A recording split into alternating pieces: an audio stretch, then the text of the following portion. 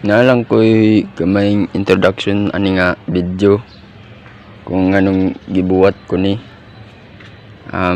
Kini siya is nalang siya duha ka main purpose nga nagbuhat ko aning video.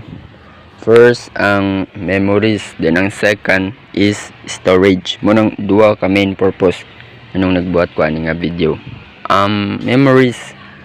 Anong memories is kung panahon nga malimtan nimo ang taon ko ra ni nga video naka-prove siya nga tinuod jud ni nga gibuhat, naka-prove siya nga tinuod jud ni nga kung unsaon jud sa paghimo ba.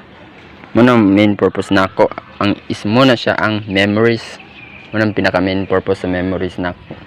Kung example mingon nga wala man na di ka balog buhat lahi or dili mao ba dinhi din ako basiyan dayon nga ako yung maka-prove nga sakto ni or kuan yun lang sa YouTube kuan man na kanang piki scam pero kay gibuhat man ako man gibuhat ako man mapakita sa video nga gibuhat man tinuod.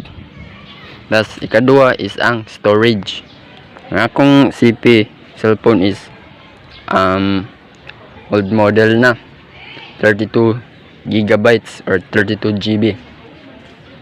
Sige man kog kuan kanang pictures download sa dula mo nang ka full storage di-update ba ang dula dagko kayo GB nya 32 ay 30 over 32 na lang ko available nga 2 GB or 2 gigabytes mo nang kung every video nako naka standby ra siya sa kuan sa videos nga application is may hinay siya kadako kay kung example 2 to 3 minutes nga video is nag-video ko 2 to 3 minutes o pila na mga MB day 500 MB or 400 MB paubos.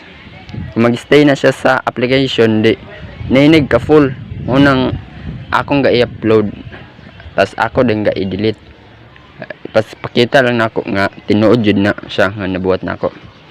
Then mao ra gid tong main purpose nako ang buhat ko ani pun og example malimtan or na mga gamit nga nakulang diri na ko lang taon kung unsa taong giimo. Mao ra to guys, salamat.